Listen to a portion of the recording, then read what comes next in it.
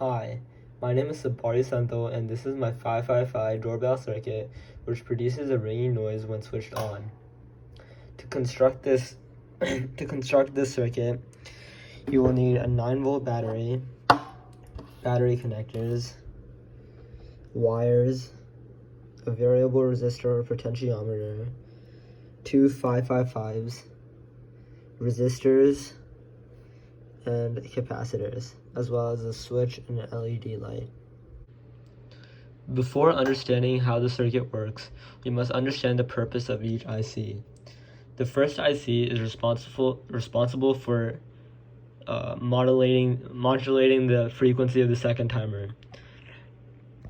To control the ring duration, the pin 3 of the first timer is connected to pin 4 of the second timer, which means as long as the output pin of the first IC is high, the second 555 will oscillate. In addition, the variable resistor controls the duration of the ring, so therefore adjusting the resistance in the variable resistor will determine how long the buzzer rings when activated by the switch. Output 3 will remain high as long as this capacitor remains under 6 volts. Once it is charged up to 6 volts, it will then switch to a low input until capacitor 1 reaches 1/3 of the battery voltage, which is 9 volts. So until this capacitor reaches 3 volts, the output will remain as 0. To understand how the circuit works, we must trace it starting from the power input, which then goes into pin 8, as well as the variable resistor, and pin 4. Pin 2 is then connected to the switch, and the LED is connected to the third pin. The third pin is also connected to the fourth pin of the second IC over here.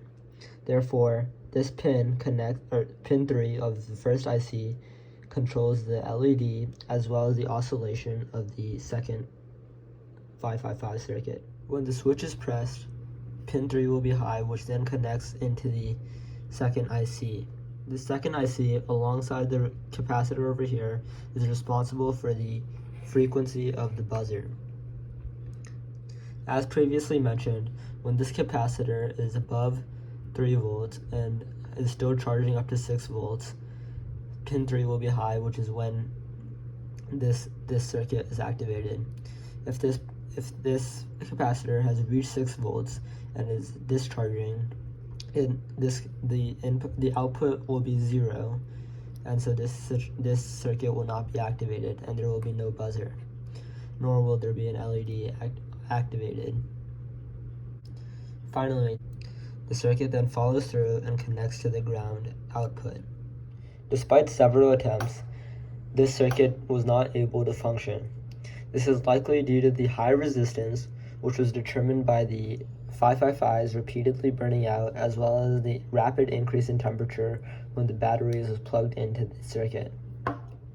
If the circuit had worked, when the switch is activated, the LED should light up and the buzzer should go off. Thank you for watching.